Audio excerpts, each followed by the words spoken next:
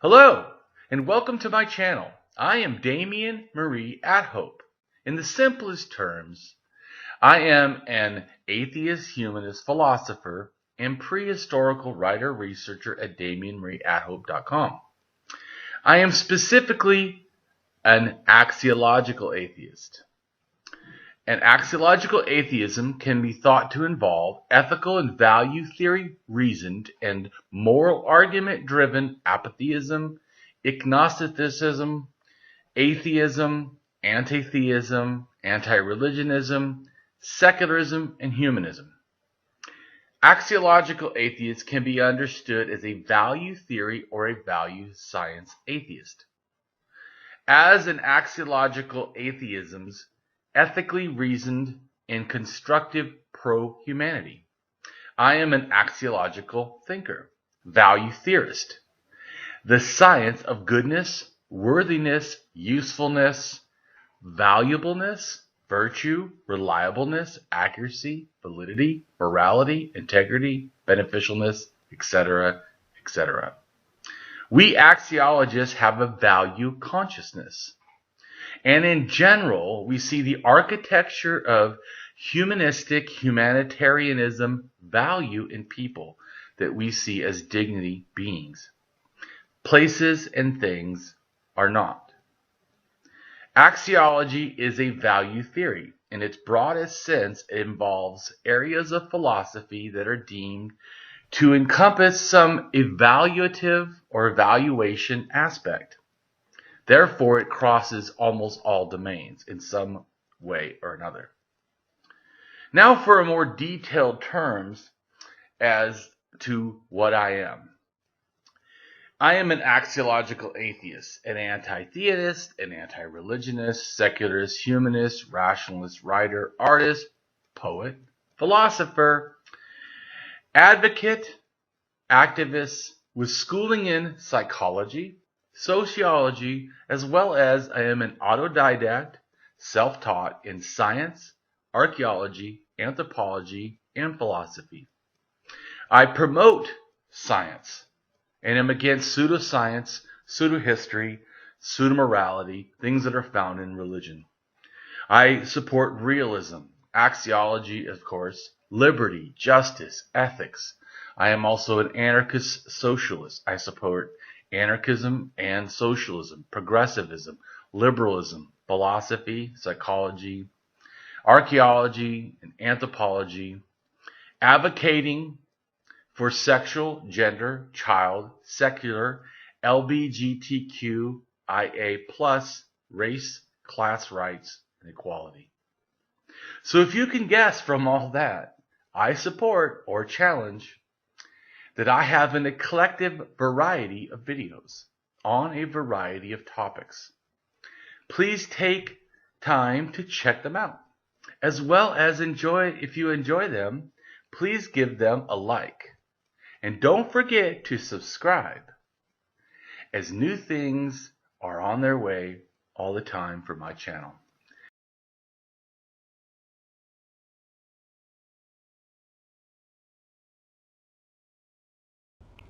Looks like you got a buddy there with you. Yeah, I'm a cat.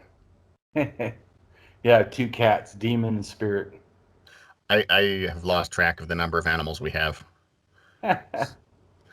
I do know the number of kids we have, though some people might think I'd lose track of that too. So Yeah. we have 6 kids, so I'll give you, and I live in Idaho, so I can give you probably exactly one guess as to what religion I was raised. Yeah. Christian. What's that? Christian, right? Christian, yeah. I'm Mormon, but... Oh, Mormon, yeah. But, yeah. I mean, I consider myself a Christian, but right. It's also... My beliefs right now are very fluid. So. Okay. Well, I'm going to start the show, and don't talk about violence or promotion of violence. I would say I should not talk about violence, but don't talk about the promotion of violence. If you do, I will challenge it. Just so you know, that's definitely something I don't let people say, and me not make any comment. Mm-hmm. So, other than that, I just want to have a friendly conversation, and you can go ahead and tell. And I figure also ask me anything you want, because there's a lot of people that know me. I don't know how long you've been knowing me on LinkedIn, but I have been more famous really on Facebook. Mm-hmm. For about like 5 or 6 years. I've been pretty semi-famous on Facebook. So there's a bunch of people that probably have questions, but I don't always talk about myself personally or whatever, you know. Yeah. So I'm just saying, if you want to ask questions when we're recording, feel free. Okay. So, Well, I think I first followed you or whatever on LinkedIn about 6 months ago, okay. and there was some post or I don't know, but I looked at your website, looked at your book, and it's something I'm still interested in narrating it for you if you ever want to have it done as an audiobook. Yeah. But Well, yeah, eventually I obviously would definitely do that. I don't know, you know, I have to, it'll probably be about a year before I get the book out, and then um, probably, you know, just see how it does. But yeah, I mean, I know, I feel like, to me, the book is going to be a nuclear bomb. That's what I think. I think it's going to rock religion in a way that no atheist book has ever done, because I fully explain religion more than even some archaeologists understand. They're going to be able to use my book to do new research. That is how much stuff I have done. well, For and that's what I've been impressed with in your posts and whatever as I've read them is it's like you're an atheist. I don't see myself ever becoming an atheist. uh, But at the same time, you approach it with such respect for everything. And I mean, I remember I commented on one of your things that you were talking about animism. And for me, it's my spiritual journey, if you want to call it, is I started out in, and I still attend church partially because my wife's family lives down the road. right. So we go to church and whatever. Yeah. But I started out and I served a mission for the Mormon church and whatever. And for a long time, I had blinders on. Right. And it's, I'm now to the point where I see truth in everything, regardless of what it is. And, and to think anybody has some kind of, monopoly on truth is what it is. And then, so anyway, the animism thing I was getting to is in the past couple of years I've tended to lean back if you want to call it that way a little bit more and say Well, but before you keep going on that, I just want to clarify for everyone. Even though I believe that animism is the beginning of mhm, religion, I mhm, do not see it as old. Just so people don't get, I'm just making. There's some people that make, to me, a bigoted assumption that because something is a long time ago, that somehow it's yeah, less than. I don't see it yeah, that way. It's not as good or as developed. I don't see it that way. I see it as just the different. To me, truly, there's no religious person alive that's not an animist. So to me, that everyone's an makes sense. African animist. You just are an animist plus something else Yeah, on top of already an animist. So I don't see it as less than, because it's the structure that girds, to me, all people's spiritual ideas okay, and all religion. So and it's not even something that has to be taught.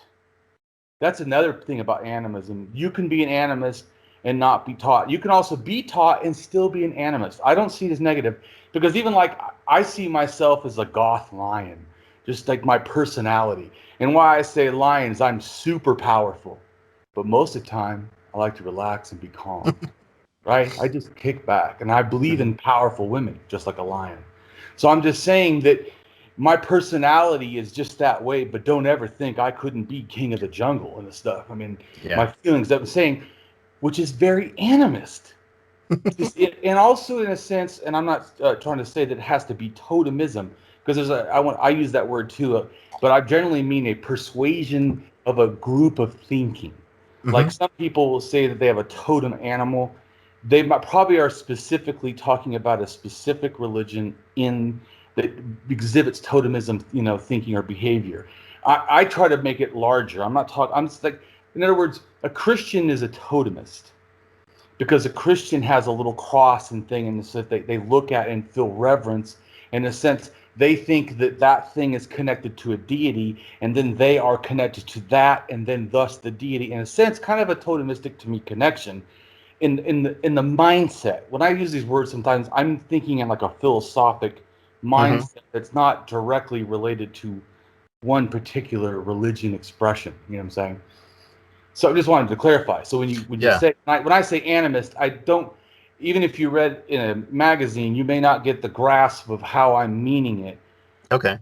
When you think that things can be alive, have spirit, or there's something beyond nature, that's animism. Mm-hmm. Now, people that are animists generally will think that animals, rocks, trees, natural events could have something. Like when people say a deity is a sun, it cannot be a deity as a sun without animism to believe that sun is something more than the sun, Then just a than natural in flaming a ball sense. of plasma. So it's impossible to say my God is the sun and also not immediately be an animist as a presupposition. Like in Ah, philosophy, presupposition is like yeah. things you get, like someone will say to me, well, that reality can't be known because science is proven through some theory. And I said, see, this is where you're not grasping.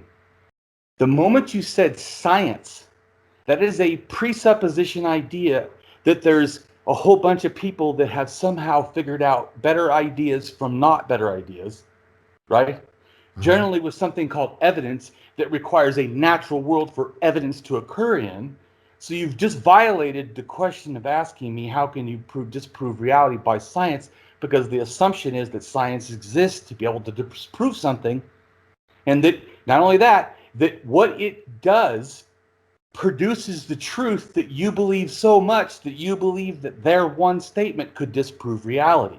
That means you are already accepting not just that reality exists, not even just that science can produce a understanding of reality, but that science truth is so high that you would doubt reality if they said so. Which still goes back to disproving your claim, because you just proved reality exists and science is wonderful. Just by, in a sense, trying to tell me that science makes questions, you've already violated logic to me as a rationalist, because you've already presumed my reality to try to debunk reality, which actually proves my reality.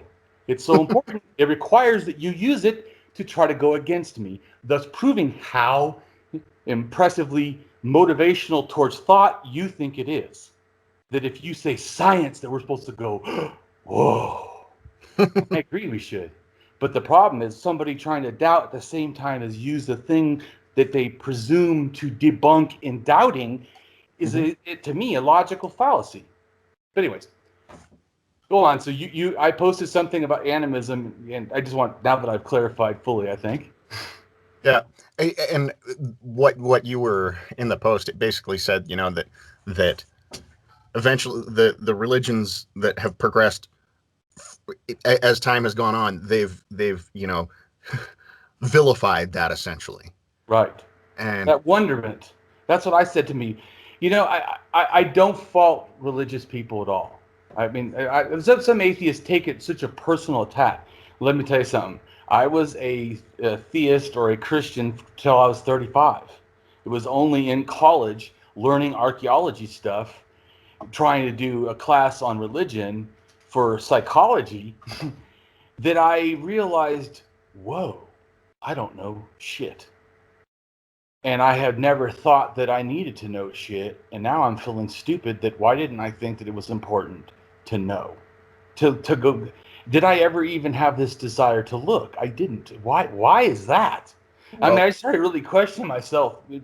And at first, it was about a year. I wasn't even an atheist. So, I mean, I said I didn't believe in God, but I didn't know any atheists, never read any atheist books. Nobody atheist had somehow impressed on me some doubt of faith. It was simply, I started looking at the facts and I started thinking, well, that doesn't match up. And am I going to believe the facts, or am I going to believe this stories about what was supposedly happened? So it started making, and really my mom actually kind of put the death nail for me, because she died now, but she was a strong theist and Christian. And I had took a class and they said that the devil, Satan, Lucifer are not the same being. And Lucifer is not even, should be even in that list. It just rocked my mind. And then they showed me, and I had a Bible concordance at the time. I actually threw my Bible in the garbage. It was like a $100 Bible, but someone asked me for it. Why did I throw it out? I said, I wanted to show it had no more value to me. It just had no value. Now I go get stuff online for Bible verses instead of having my own onion paper Bible, because before it was so precious to me. That's why I deliberately wanted to show for myself that, yeah, onion paper and gold leaf and all this are, yeah, I'm throwing the garbage, because now those ideas are to me that valuable. And I'm not saying that you can't find valuable ideas in religion, but religion doesn't somehow lose its toxicness, just like Hitler.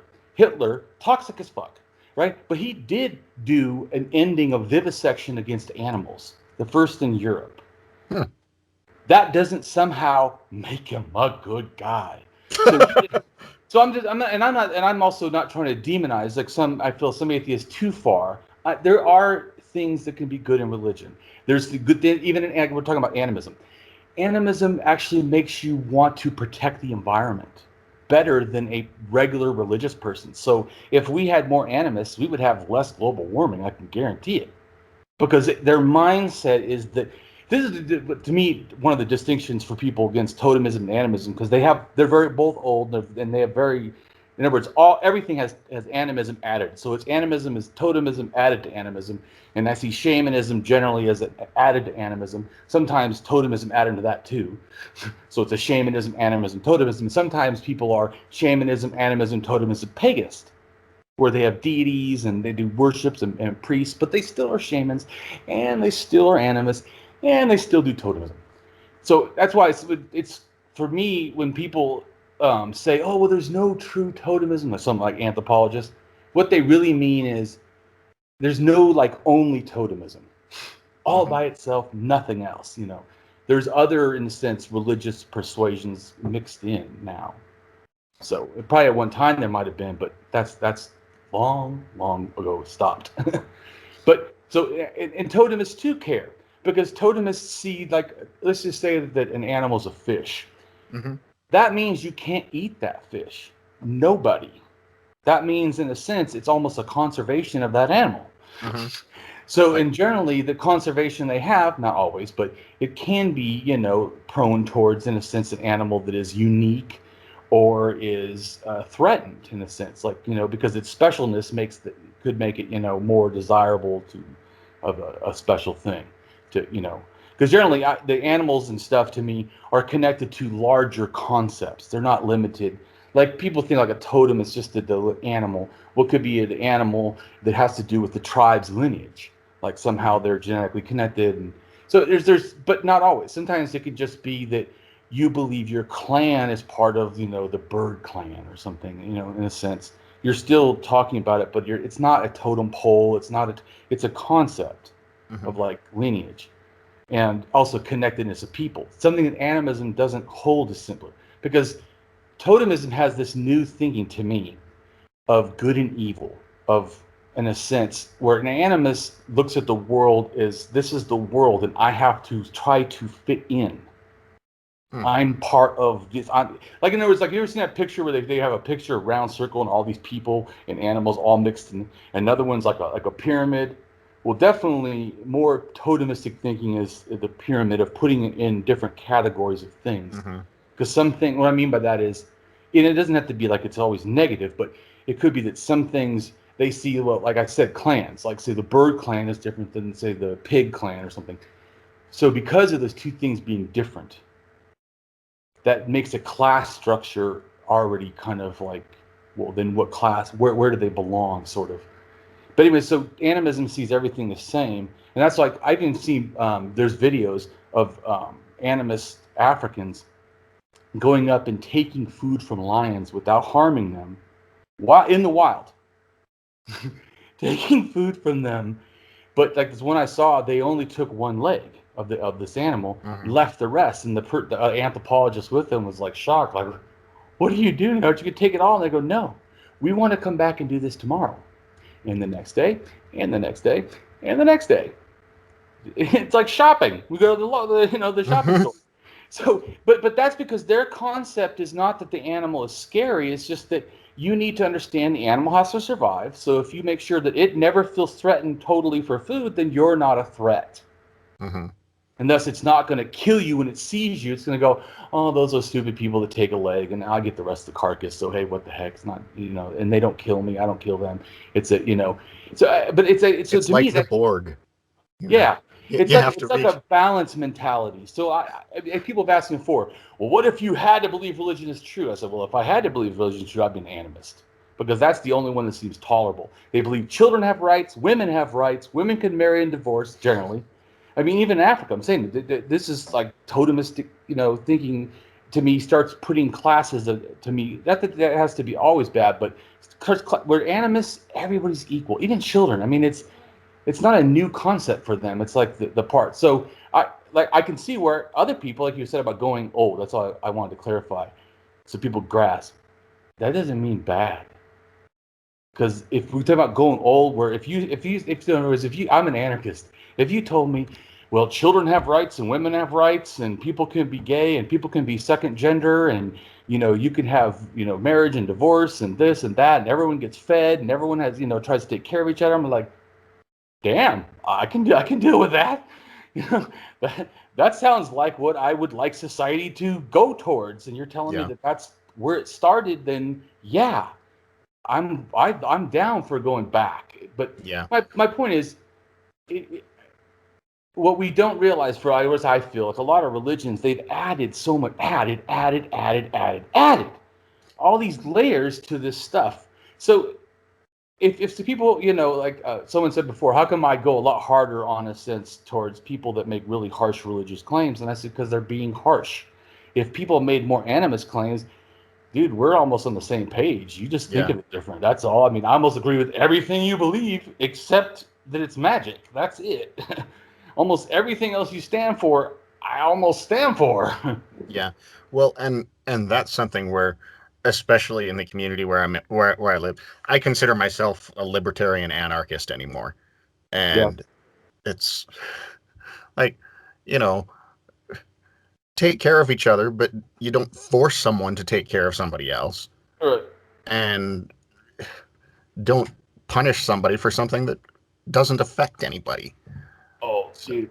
They go, do you believe marijuana should be legal? I go, dude, why are any drugs illegal for Yeah. adults? Yeah. Seriously. To me, I'm not even going to do them, but who are you to tell me I can't? I Yeah. start with the presupposition that all humans own themselves. That's why slavery would be such a disgusting violation, or any kind of undue coercion, Hmm. like manipulation of cults and things like this, where you really are. And I mean cults in this sense. I'm talking about where people actively, destroy other people so that they can better, and whether it's political, whether it's religious. The cults are generally, when they go, destructive. They're horrid. Like the Jim Jones, everybody killing themselves. Hmm. I mean, but even if something is a cult, let's just say something's a confirmed cult, right? That to me doesn't mean those people are less than, or that those people are somehow inherently wrong. They're doing something that another person doesn't agree with. Now, depending on what they're doing, I may have a moral problem with. I Hmm. may not. I mean, it depends on what they're doing. Like there's one's, a sex cult. Okay, as long as it's adult, I don't care. Instead of children, I hope you go to jail. And you know what I'm saying? So I mean, it Hmm. does matter to me. That's why people like don't understand. I get more offended not by people being religious, but what their religion beliefs are. That can offend me, Well, especially if you somehow people don't have human value. and the inflicting of your beliefs on someone else. Oh yeah, well that's why I tell people. I go, you just want everyone to be an atheist. I go, I don't think you read enough of my blogs. What I want is people to think. That's what I want. I want atheists to think. I don't think some atheists think enough to think they're atheists. I think I want everyone to think. I want everyone to reason. I want everyone to reassess everything. Think. And then, like I said, I'm on my posts, I'm an axiologist, which is a value theorist. I want the most high value to come. So I always got to say, what's the most important thing? And I realize if I spend all my time pointing fingers?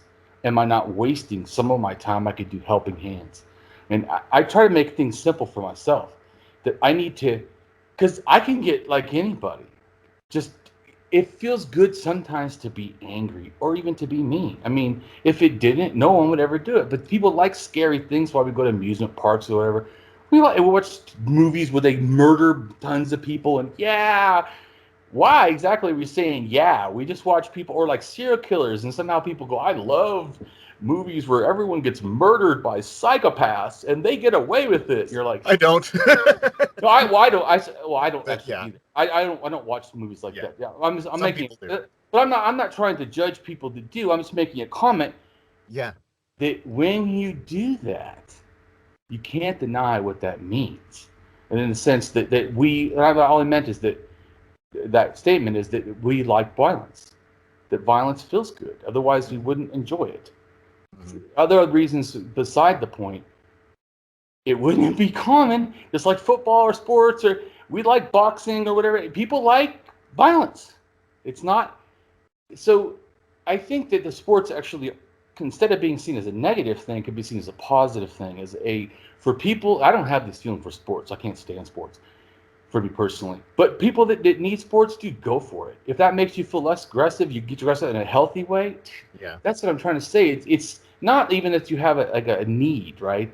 It's the healthy expression of your needs that doesn't somehow violate humanity.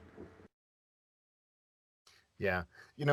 So on Mormonism, the Joseph Smith, one of the things he said when somebody interviewed him towards the beginning of the church was, I teach them correct principles and they govern themselves.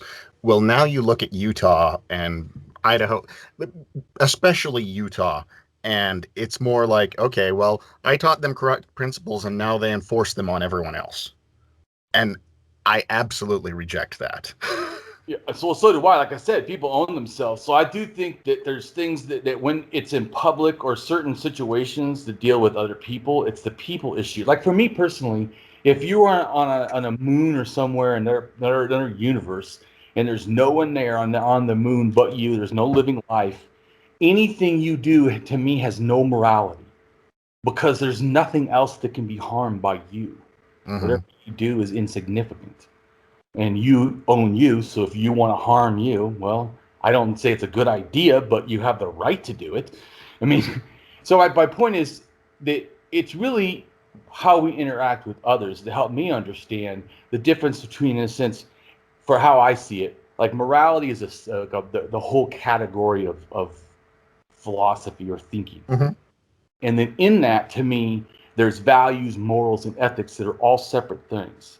Hmm. Values, in a sense, are like the reasons, the justifications. Like when you say, I believe blah, blah, blah, because of this justification is what you're saying. I mean, I hope you have a justification. You know what I'm saying? And then it's Hmm. reasonable and it can stand up in the light of day. But so usually things that you say, do, your actions, in a sense, have a reason.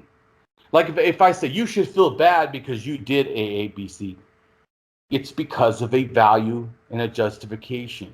You have had to assume that that value is correct, otherwise it wouldn't bother you. You'd be like, they go, well, you make me mad because you darkened my aura.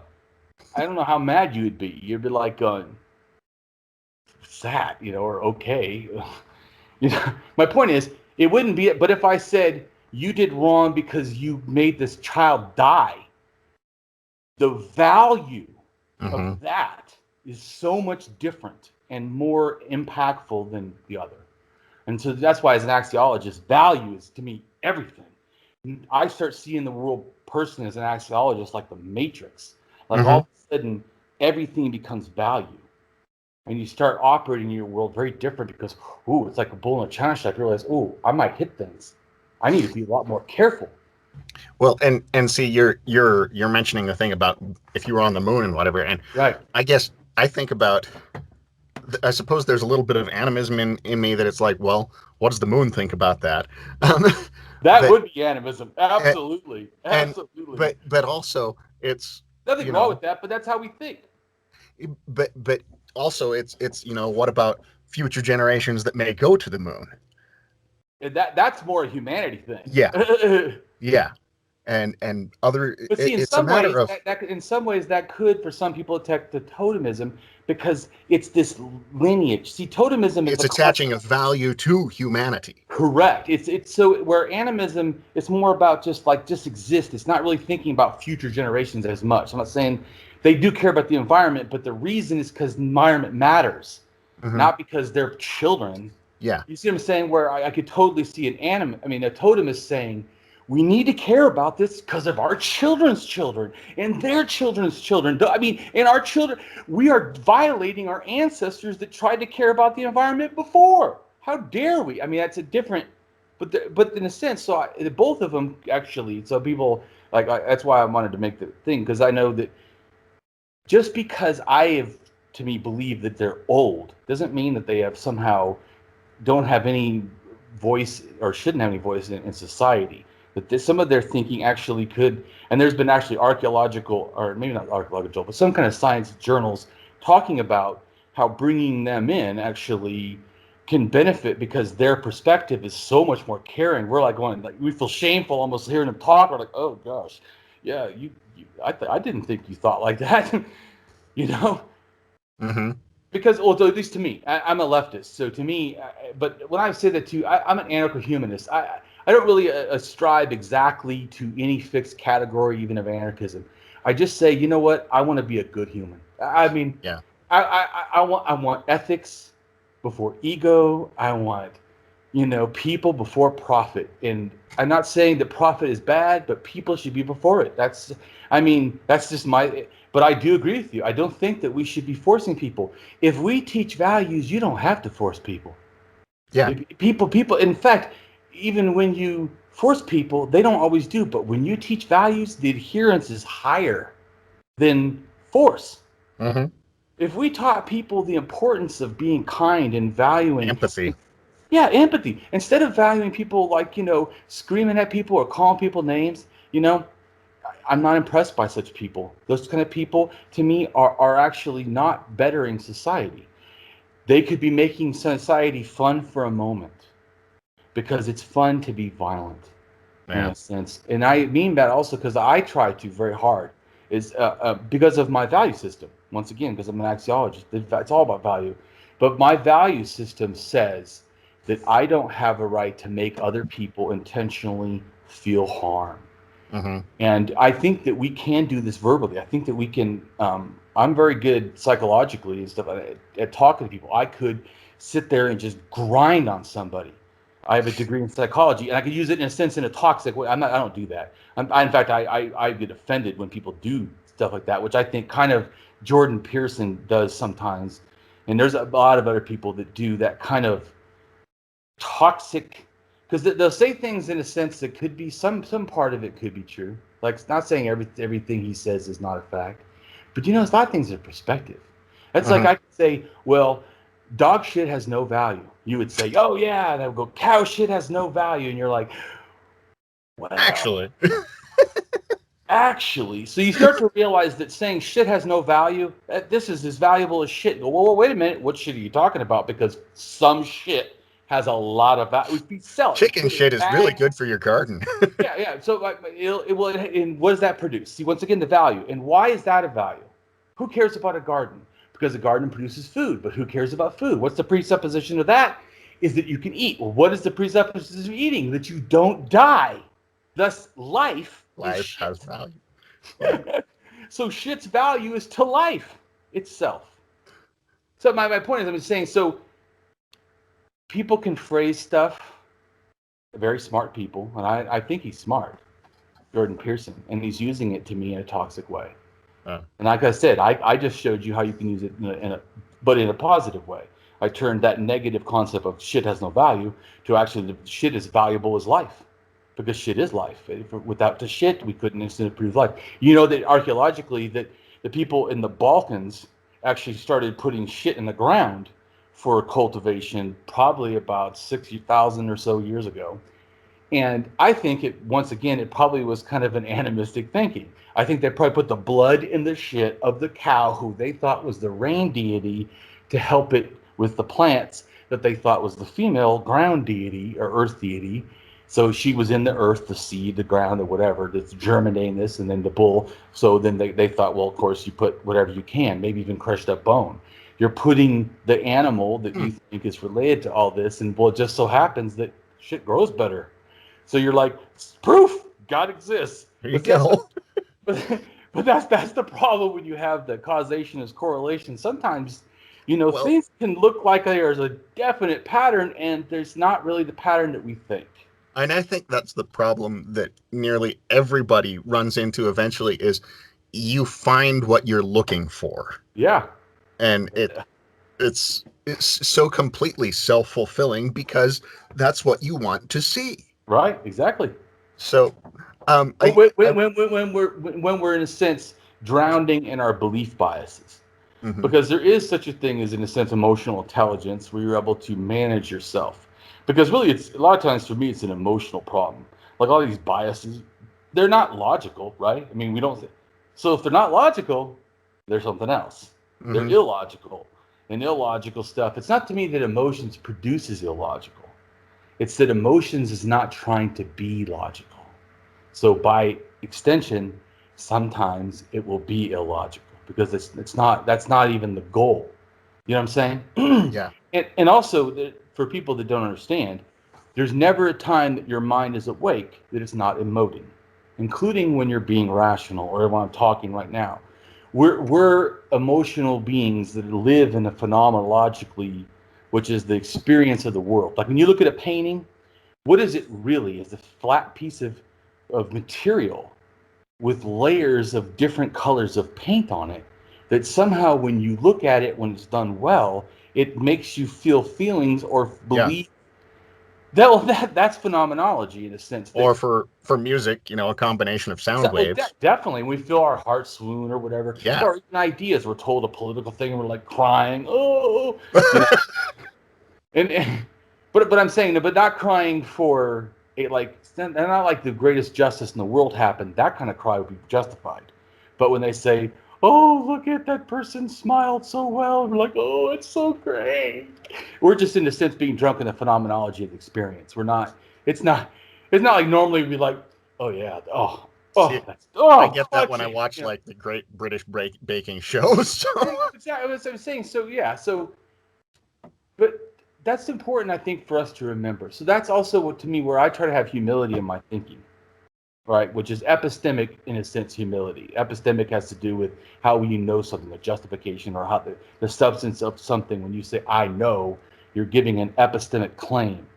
And epistemology is what I'm referring to. Like epistemology and philosophy is, in a sense, like how you know things is like epistemology question, which like I do for my type of thinking.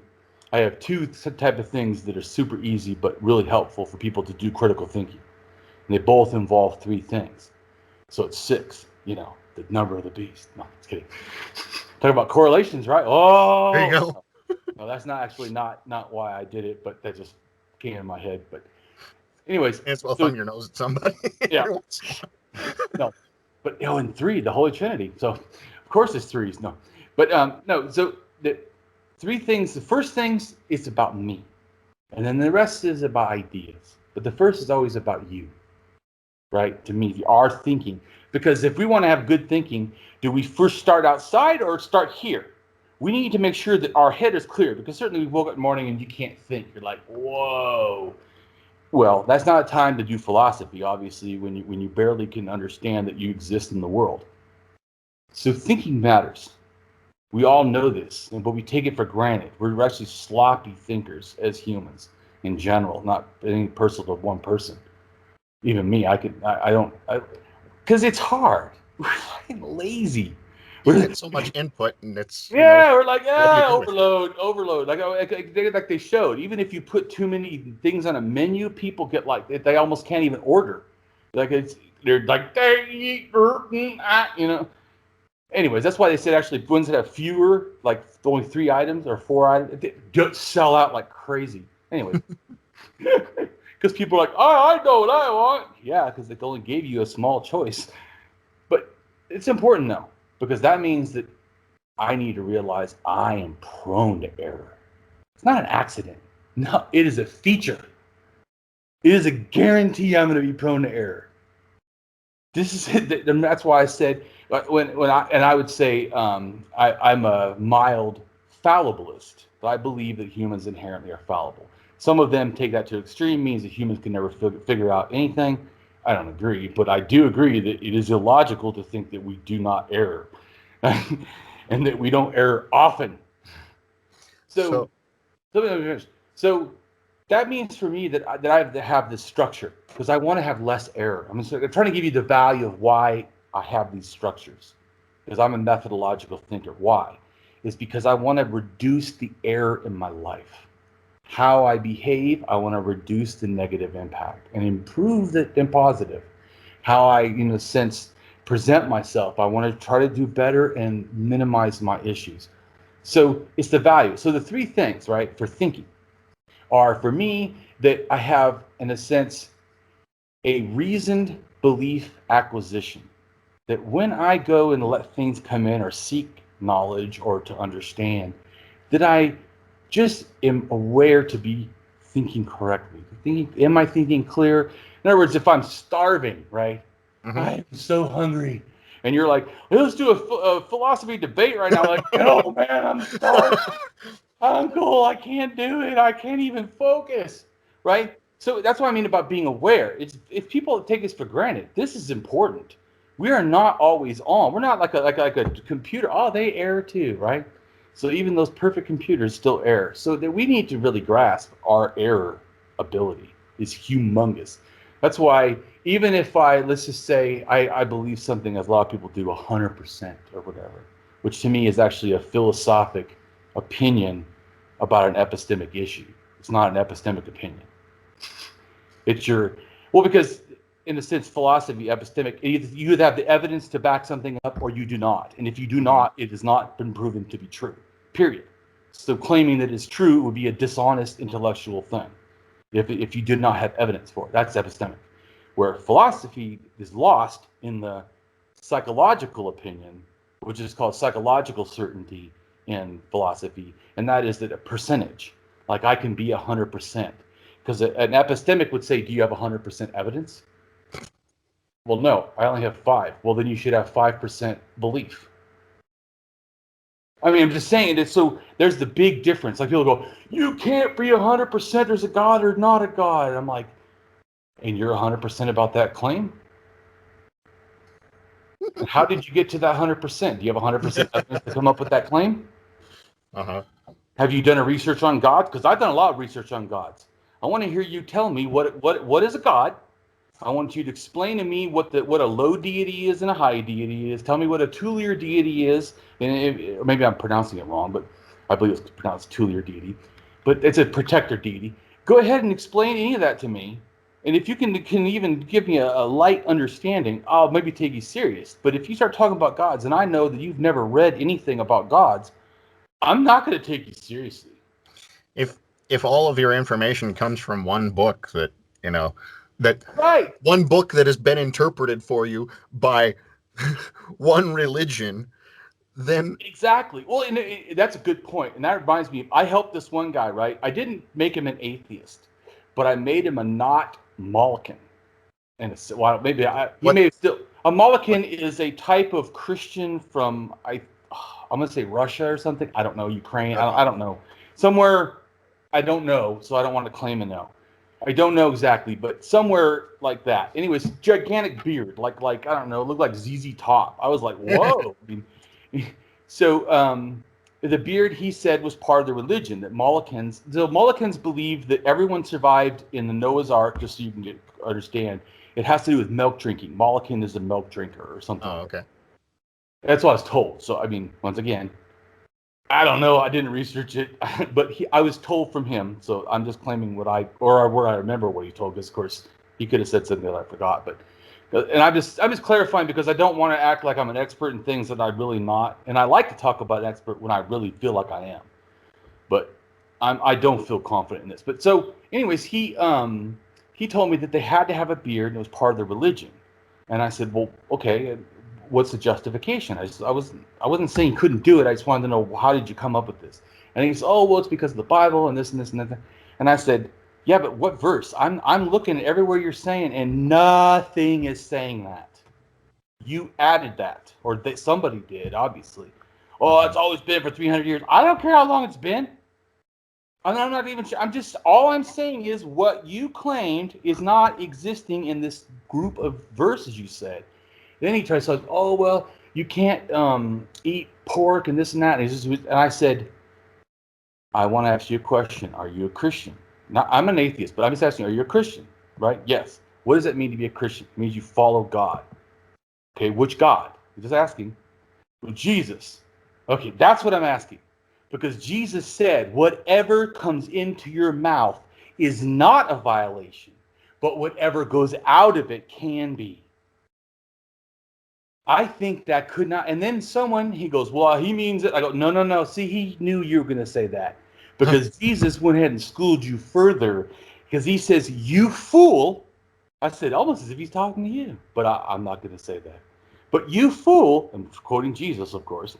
He's talking to the person because they tried to say, well, what about the Sabbath? He goes, you fool. I said anything that you eat or something like that. I mean, it could not be clearer. I go, and let's not forget that in the Bible before the flood, that God himself also said everything is for you to eat. I said, so please show me the one besides the Jewish rules later. Please show me in the Bible where it says this, that Jesus or God ever said, do not eat things. I don't see it. Yeah. You know what he did? Well, if you want to get technical, if you're going in the New Testament, then like they changed that back. Right. So my point is that I showed him using his own Bible and his own beliefs, and I never made him believe in atheism. But what he did is he went and ate pork that day. That was the first time he was like, I don't know, 40. First time he had eaten pork. He goes, that's okay. I didn't really miss much. But my point is that I showed him by doing my style, which is 3 philosophies, so people could follow it. You don't need to know them all. It's just I'm explaining it philosophy just so you understand the categories. And if you want, you can go research them. People could learn more, but you don't need to do my style. It's always methodological. You always follow the steps. So the thinking one starts in reason, belief, acquisition. Everything that comes in has to be reasoned. You should try to reason through it, not just let any belief in your mind. Like, yeah. You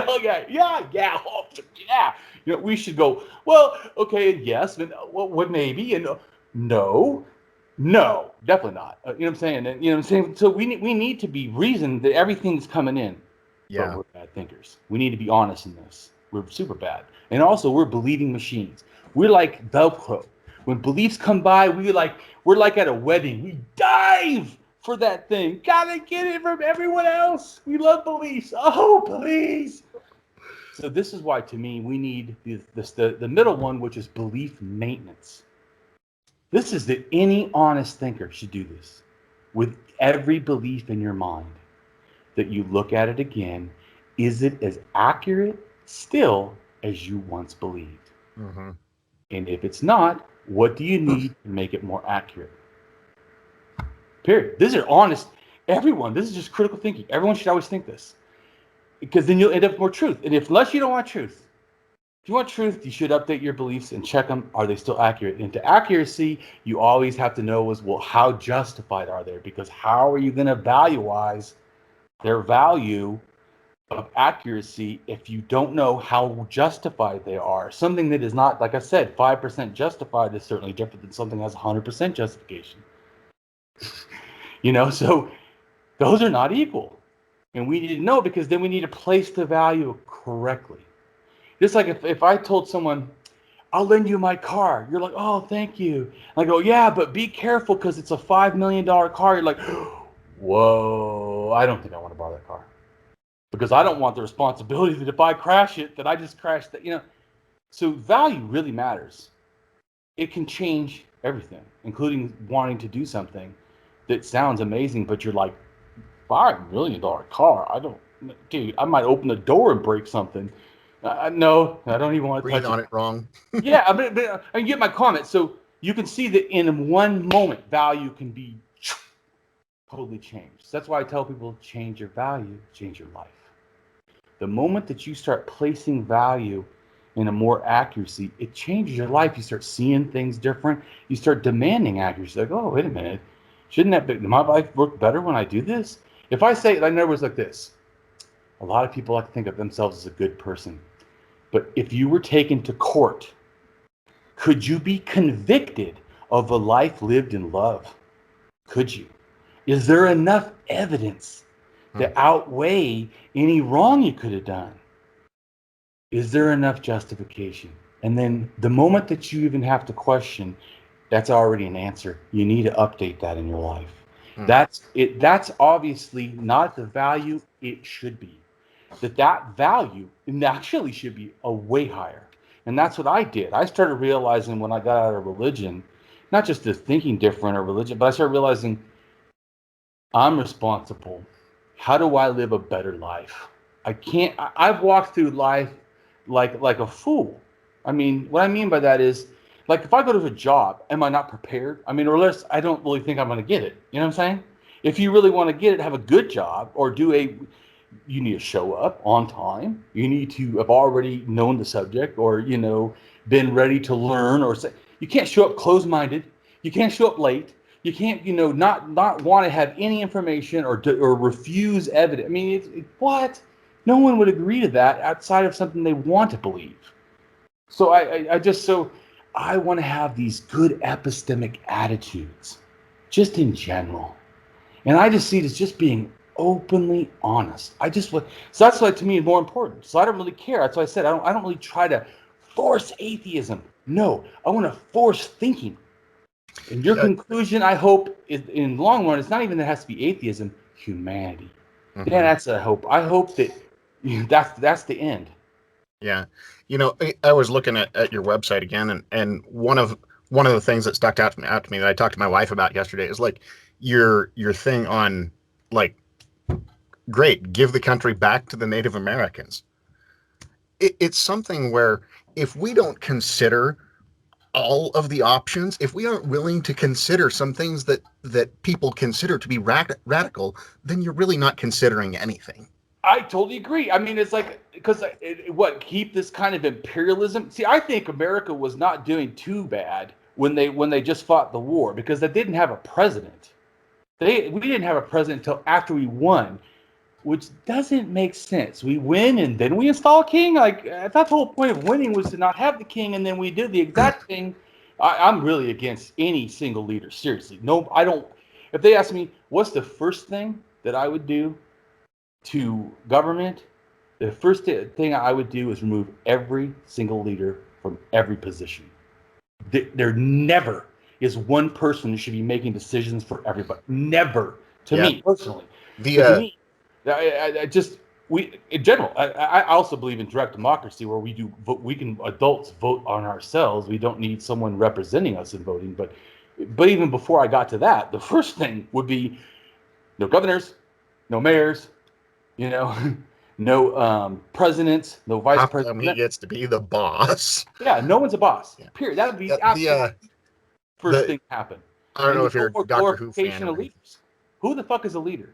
Yeah. You should be there as a servant. I feel like I'm a revolutionary leader, but what I want to do is serve the world. That's what I want to do.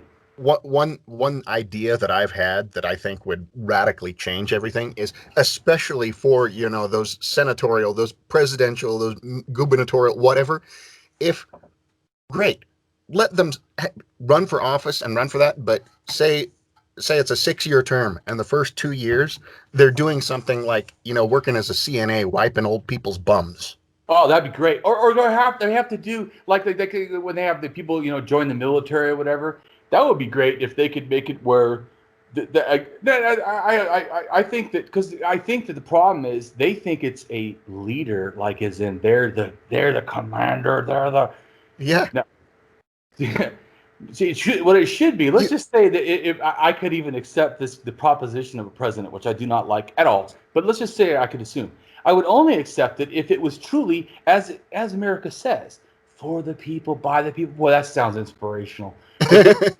I mean, it could touch your heart, but then you're like, yeah, but which people? Because boy, you shouldn't care about black people, and even after black men got the right to vote, women didn't. So it wasn't people as in people equaling women. Like, what people were we talking about? I used to consider myself a constitutionalist and whatever. Then I read the Federalist Papers and the Anti-Federalist Papers, and I'm like, things were as screwed up then as they are now. And the Constitution, while I think it's a pretty good document, it was the best they could come up with at the time. Well, and people don't realize some of that was from Native American ideas anyways, and Greece, and the peacemaker and stuff. What I don't agree is when people say it had to do with Moses. Now, someone might have been personally inspired by Moses. I don't doubt that, but Moses had nothing to do with it. The Constitution. I don't know that I've heard that one, but hey. Well, but really, you haven't heard some of the dark circles that I've had to deal with, because obviously when I say the things that I do, this is what people also don't understand is I'm super laid back about people. I'm super friendly to people. I want to be a friend of the world. Everybody, religious, not religious, doesn't make a difference to me. As far as friends, it's the ideas that I'm harsh with. So people hear me or see a meme and I'm super hard on an idea or a thinking.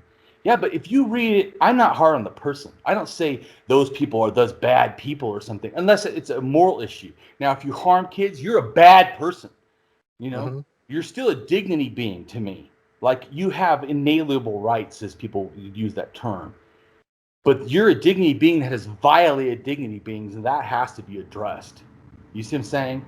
So I don't believe it somehow. Even when I saw, my point is, if I said someone's a bad person, you haven't moved to a category of no more human rights. I don't agree with that. I don't believe that we have a right to just kill people unless it is for self-defense or other defense in a semi-direct way. It cannot be like we have possession, to me personally, like the death penalty. We've already captured them. They're already totally out of control and cannot harm anyone. To me, they just stayed in jail for life. I would not let them out. I just don't believe that. Now, if in the commission of grabbing them, they get killed, and it was totally justifiable because there was no, I'm fine with that. It doesn't bother me at all, because it's not actually the killing. It's the value of that we didn't have to do that, and we chose to do that. Yeah. And I know it's hard for people, but there's a lot of hard things we have to accept in our life. I was abused severely. In fact, I had my tailbone broken by my father hitting me with a 2x4.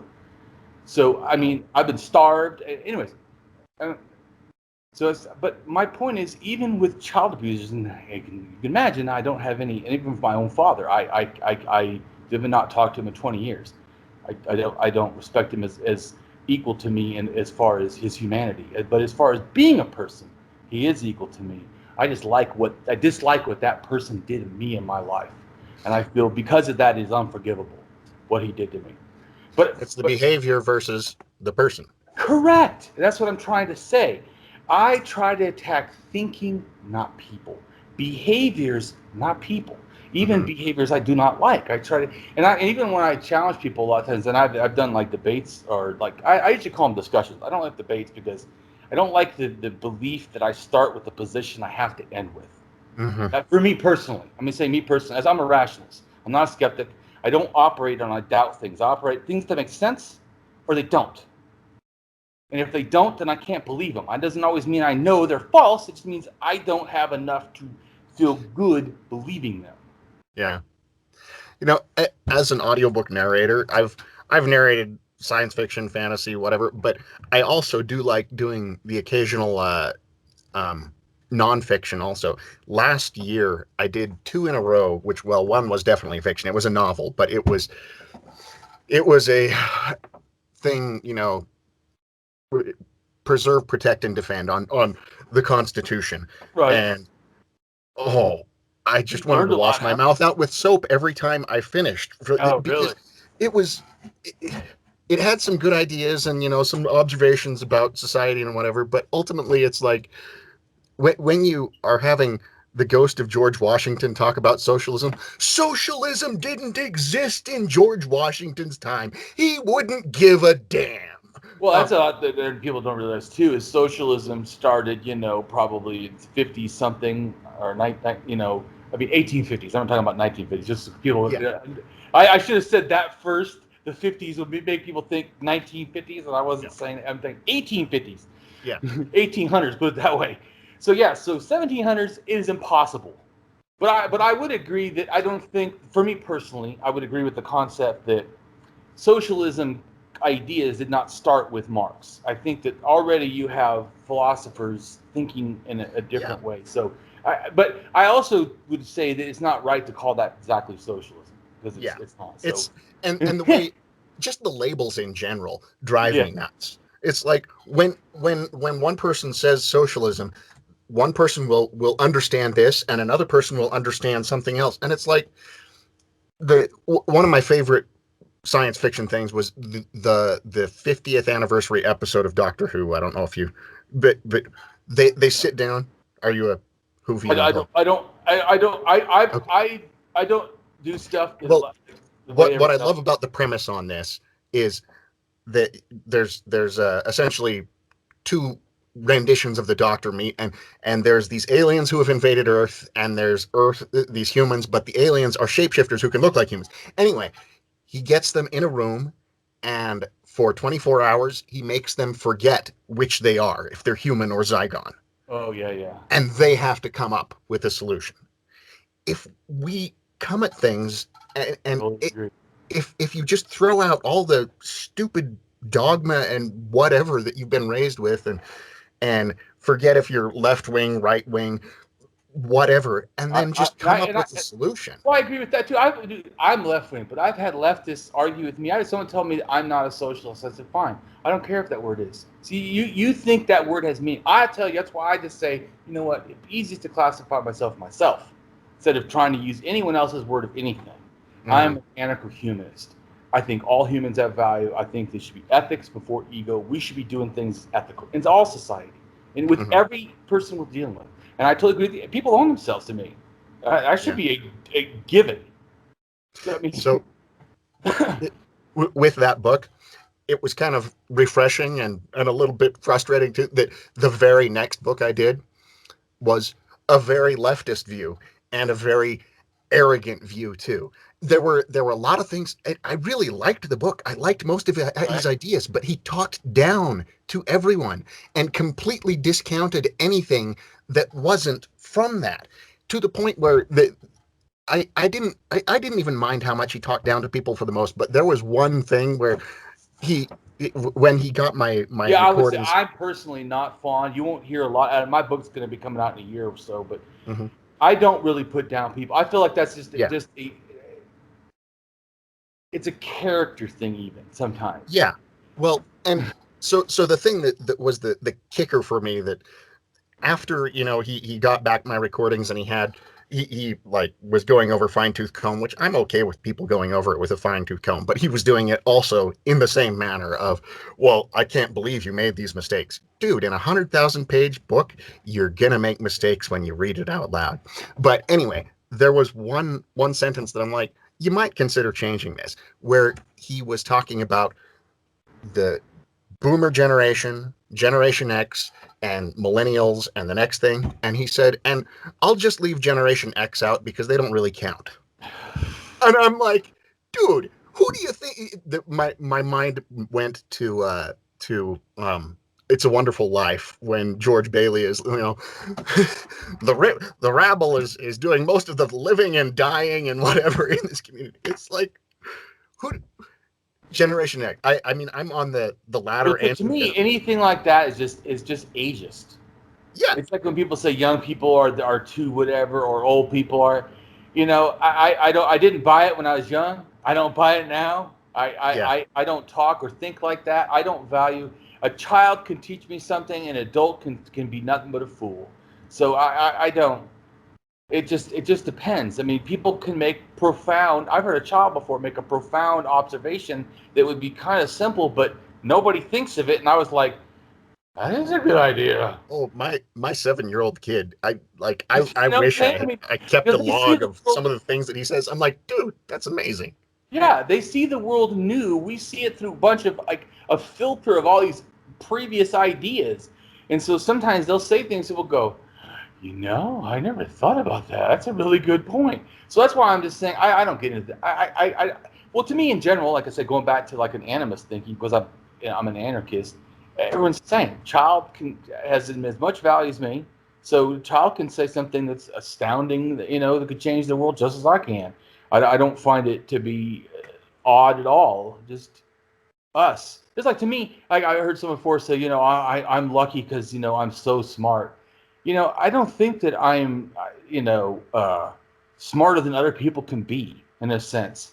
I mean, I know I test high for being smart, but I mean, what I mean is it's an attitude. I remember as a Oh, kid, my dad told me, oh, the one king asked for wisdom.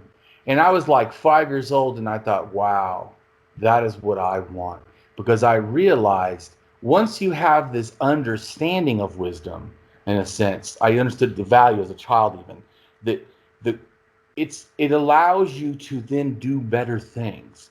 And hmm. thus it affects your entire life. So So it's the what do you most, do with what you've got? yeah, so it becomes immediately the most important thing. So I really started realizing, even as a child, the really importance of thinking. And so I would say that in a sense, even though I had a hard time because of my upbringing, not thinking a lot, and I was raised around gangs and stuff, and I was a thug. I mean, when they say, oh, these people are thugs or whatever, I was a thug. And so I guarantee I was a thug. Whatever you think a thug was, I was absolutely that. When I was younger, I mean, I was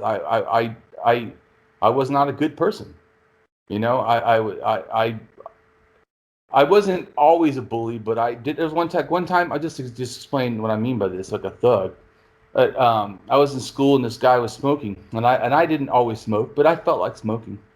And so being a bully and an asshole at the moment, because I like to think of myself in a glorious, not bully manner, because I'm not a bully now. So I like to edit my life. But I need to come back to reality that, no, I was a fucking dickhead. And the guy walked, I don't know if he walked by or what, but I said, hey, can I have a cigarette? And then he took his pack out. I grabbed the pack out of his hand. I took 2 cigarettes out and I gave them to him and goes, here, take some for yourself. And then he looked at me and I said, do you have a problem with that?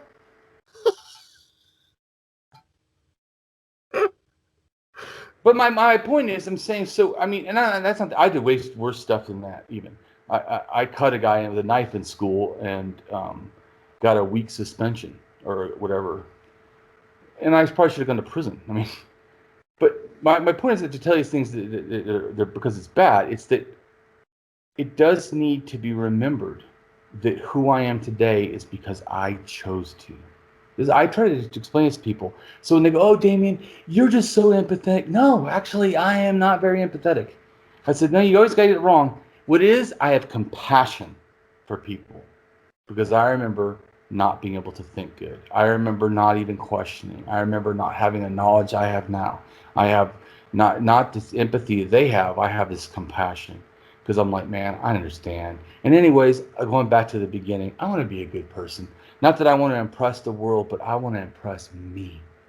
I want to know that I have lived my life where I could be taken to court and I could go, man, I can't wait till they show the evidence to prove that I have lived a life in love. Hmm. And so to me, that's so much more important. Yeah. And I always tell atheists, like, well, how are you able to get people to think different? Because nobody can do that. And I said, well, I really feel like one of the problems goes with the person. It is my problem that I haven't talked to you like a friend. Because if I talk to you like a friend, the chance of you taking my advice is way higher than if I talk to you like an enemy. Yeah. One of my favorite things I've read recently is from Zen Buddhism, that it was, do not seek truth, cease to cherish opinion. And it's like realizing how many of the things we think really are just opinions. Well, and I tell people at the end of the day, all we have really is other people that matter. In other words, if you think of like the 10 greatest things in your life, are they all absent of people? Or are they the greatest because they involved people? For me personally, it's memories of I did this with this person, I did this with this person, or this happened and I shared it with this person. Yeah. It's really the sharing that makes it the most fun. If you did this great thing, no one knows that I die and no one ever knows it, does it really feel like it was that great of a thing? Maybe not. But I'm just saying, so I really realize its value. And so I understand too, like how valuable it is. Like you doing the books on tape. Do you know that I started my journey of knowledge actually through books on tape? I was a truck driver, and I listened to about 2,000 books on tape. That's awesome. So and it really expanded me. I would say that was probably the first thing that really started to expand me, because before that, I didn't know anything. And then I thought it was funny too, because people thought that it was less than, that somehow I learned it in an audiobook than read the book. And I'm like, if I got transformed because of the information, what does it matter? Cares how you got it? If I read it or someone read it to me, I don't get what the point you're making. This seems pretty fallacy. I would say, to me personally, that I got it better. Even the Bible. I listened to the Bible on tape. It was actually more beneficial than trying to read it, to me, because I got to hear chapter after chapter and could think while they're talking. I could think about what they were talking about. Mm-hmm. Instead of when I'm reading, I'm trying to focus on reading. So I actually personally can get sometimes more from an audiobook, in a sense, even than I could from a book, because it allows me to kind of relax and just think. And for me, my favorite audiobooks, you listen to them again and like, okay, as a narrator, once I'm done with the whole process, I've probably gone through the book at least 5 times. And it's something where when I go through it the first time, I actually have, a PDF read aloud thing. So I'm listening to it with the computer doing it. And which I'm sure as a truck driver, you can probably identify with me in that if I'm listening to it going somewhere, I can identify, oh, last time I heard this spot, I was here. Yeah. So true. Well, you have memories even from time. Like when I hear old school rap, it reminds me of when I was a child. Because that's when I first started listening to it, So, I mean, I'm just saying that, well, because it goes back to what it does is it attaches to our phenomenology. We go back and we have an experiential event again of the old memory, in a sense. We don't just remember it, we experience the memory, in a sense, sort of, like more than just remembering. And someone else may remember it. Like, in other words, if I told a fact and my wife remembers it, she won't remember it the way I remember it. I remember the fact, but I also remember the experience of the fact, which is why then I experience it more than maybe she doesn't experience it. All the things she experiences, Damien's already said this 50 times. Where Damien, even the 1,000th time, would go, oh, remember the experience, almost like it's brand new. Where for her, it's old. In fact, it's getting old that I keep bringing it up. But so my point is, it's not the memory. That's showing that I'm trying to show that how feelings get involved, how it affects this awareness or this opinion about facts, is that they become personalized. And that's why I know too, when you start talking about religion with people, you're not talking about ideas. People always say it's a belief. No, it's a personality, or it's their persuasion in general. Like when someone says, I am a Christian, do they just believe that they have a belief in God, or do they believe they have a different behavior, and they have rules how to dress, and they have rules how to raise their kids, and their rules how to do this, and their rules how to do this, and so on. And then depending on, then depending on what, like you said, what kind of Christian. Now you're a Mormon. Now your rules again are different, how you're going to dress and do. Than a Pentecostal, they're going to dress different on these different rules. I'm just saying. So it's all this added stuff that gets put on, that people put into beliefs. Yeah. I'm not even questioning it. I'm just saying, when you do that, it becomes personal. So if I challenge that, even though a person like my mom, feels personal. It feels like a personal, or sometimes the person, if I'm talking, will understand that I'm talking reason, because we're talking and they're feeling the connection. Which is a phenomenology thing, by the way. When we feel this connection, well, they also call it mirror neurons, which I still say you're experiencing phenomenology and they're explaining it scientifically as mirror neurons. I'm just saying that this thing that we do is beyond just communicating with people. It's communicating with ideas. It's communicating or understanding the world. We experience the world. Red colors experience this. People will see white and they'll say clean. Why? That wall is no more clean than a wall painted any other color. It reflects more light. But you get what I'm saying. But I'm saying we deny it or we don't think about it. But in a sense, everything we do, we're like floating in like this trippy world of feelings.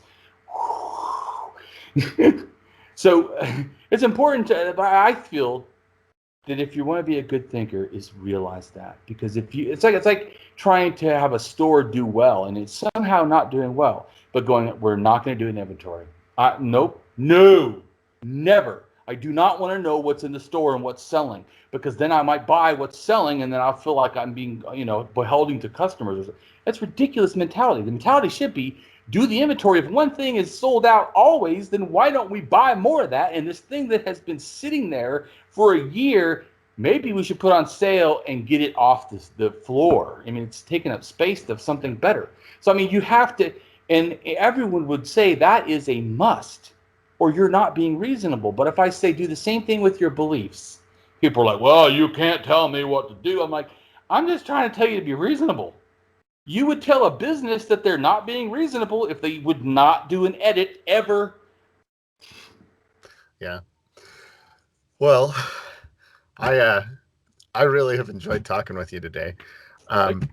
When the time comes for your book, I'd love to narrate it if you're up for that.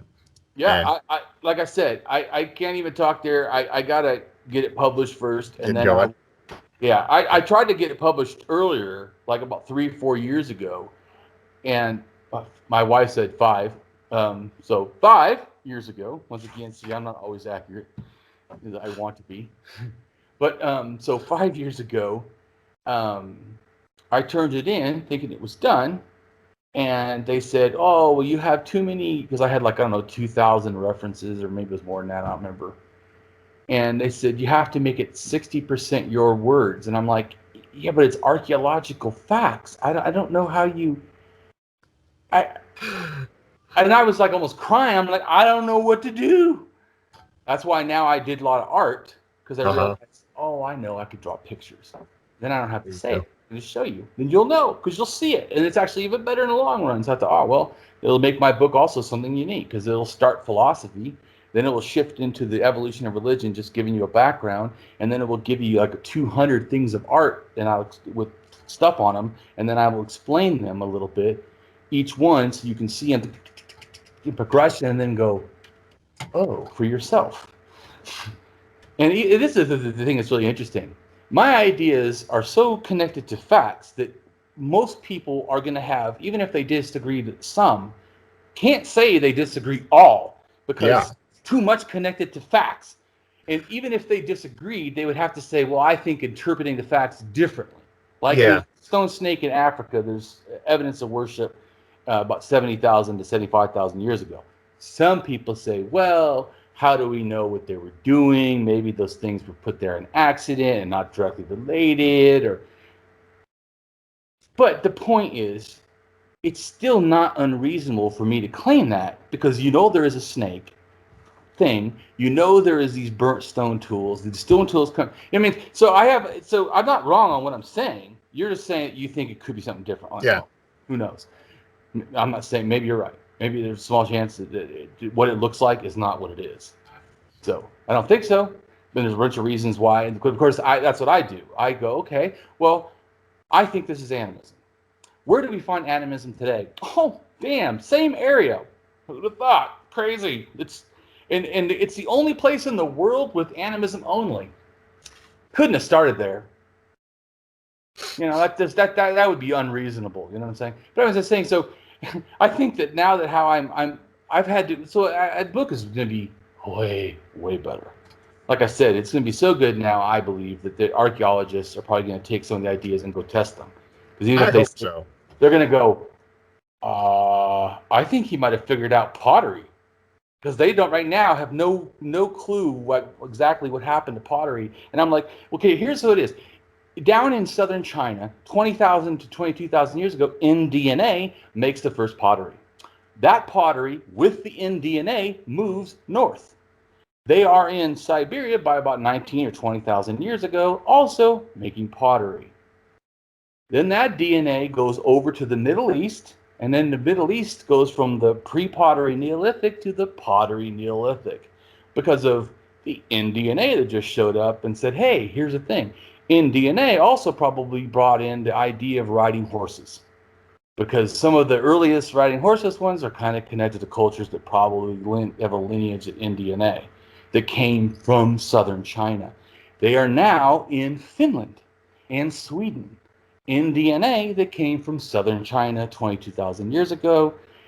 So I'm saying, so because my point is, because I understand the little details all the way along, I can tell the story a lot better. Yeah. So the book is going to be a lot better in the long run, and I've had to work harder to, because I realized when I started saying claims, I would make a claim, right? And then people didn't believe me. So I realized, okay, I got to justify it more. And I make another claim, and it seems like people are not agreeing with me. Oh, that's fine. I'll just justify it more. And so now I believe that I've made something truly freaking amazing. I mean, I believe it is absolutely amazing. I figured out the pyramid stuff. I figured out just unbelievable amounts of stuff in a way that other people don't. It's not ancient aliens, not one culture. It's multiple cultures. It's a similar idea. It's like a packet of thinking. It's like when agriculture went out from Turkey. It was a packet of ideas. It wasn't just, here's a plow, here's a pig, here's a horse, and here's a concept of religion, here's a way of living your life, here's a way of building houses.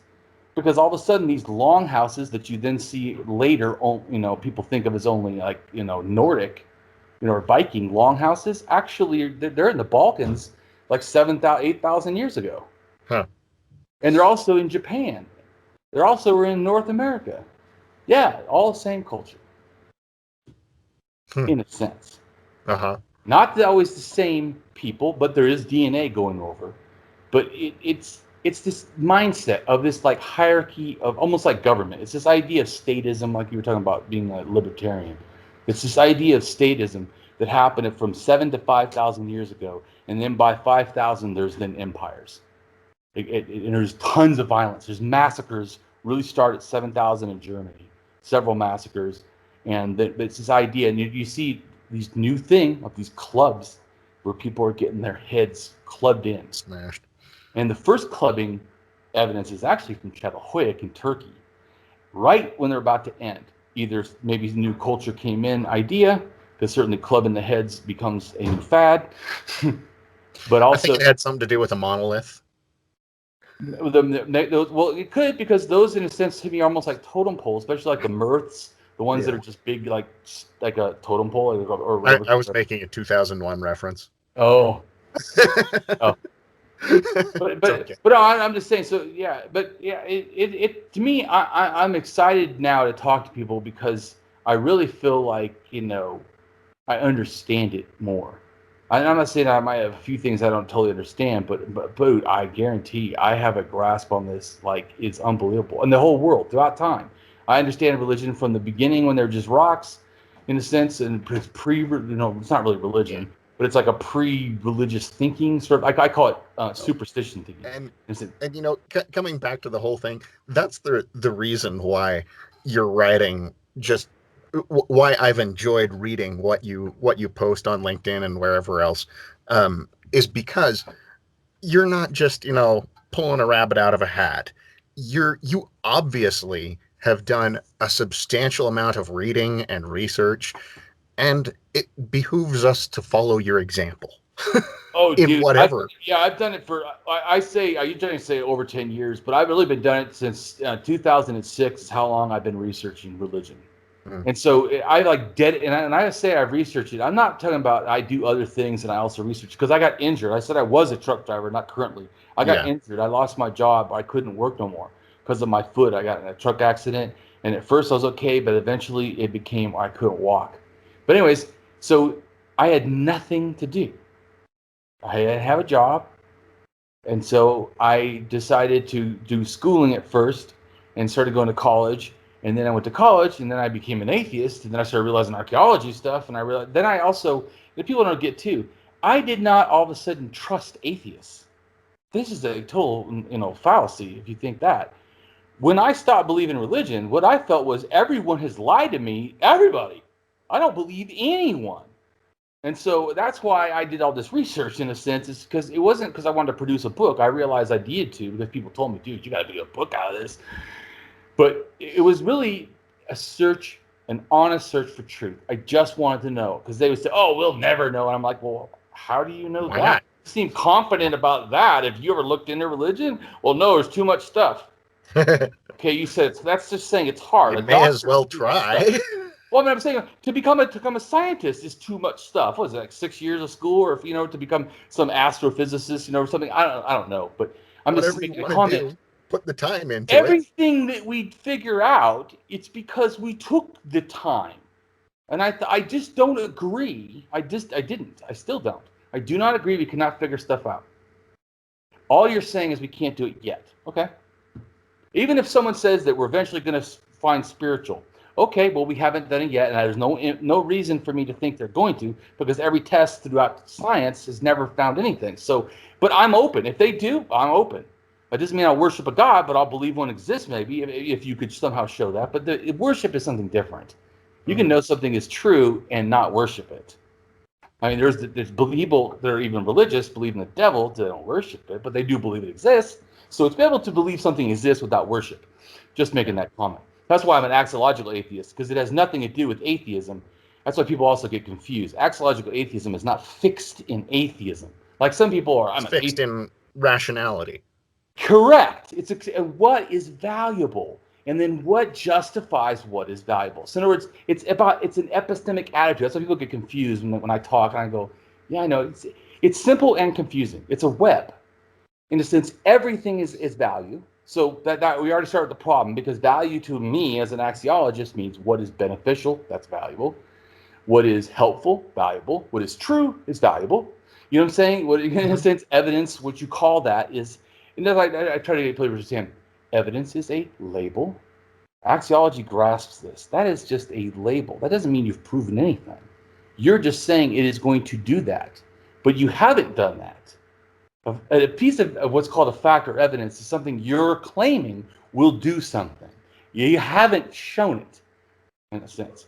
So it is important for me to slow down. Even a scientist will, because they'll say to me, Damien, it is pseudoscience when you try to say that somehow everything's connected. And I'm like, you haven't read my book, dude. I guarantee when you read my book, or you start reading some of my memes, or you start reading some of my blogs, I guarantee I will disabuse you of that notion, because I will produce so much evidence that it will be unreasonable for you to hold that position. Yeah. Now, what it isn't, where some people need to grasp, I am also not some kind of a nutcase claiming that, some super race went out and told the world. That is complete, utter horse crap. That is not what I'm saying. And I know what DNA did what where, and connects to what language and what pottery and what burial rites. And I'm saying I have like a way more accuracy on how I came to that conclusion. Because as you said, my first thing really was to find out religion. Then when I started realizing all this goddess stuff. I didn't become, just so people grasp this, but I started to think maybe I should look into being a goddess worshiper, because it seems like if I'm going to worship something, if there's any, the oldest figurines are all women. So if we're going to say why would a god wait till a few thousand years and then show up and go, hey, everybody, sorry, I know you've been doing this for 100,000 years, but it's only, 95% of the time is now gone, but we have 5% less. And while we're here, I'm going to tell you there is a male god. Sorry. So for me, but I quickly disabused myself of that too. But I'm just making the comment that I was open to, if that was true. I was also open to ghosts. Even though I was an atheist, I was open to ghosts. I didn't know. Yeah. I didn't claim to have some. But so I started going to places where supposedly ghosts are. I went to Georgia. I paid money to go in a haunted house, and they said, whatever you do, don't say anything bad. I said, you could effing this and you this and you mother, I went to the most haunted high school in North America, right? And the summer after I graduated, my best friend and I had keys to the band room, and I went into the most haunted place in the whole thing, which is the auditorium, and I was playing trumpet at 3 a.m. with nobody else there. It was Right. fun. I never saw any ghosts, but it was fun and mildly creepy. But Well, but the creepy, once again, is really our phenomenology. yeah. That when things are Anyway, dark, when they're unfamiliar, we feel scared. We can feel scared in our own house. I've drank a whole liter Yeah. of tea, and I gotta get going. All right, So no problem. It was good talking to you. yeah. And everybody, have a great day. All right. All right. Good meeting you, Damien. Good meeting you. Have a good weekend. Bye-bye.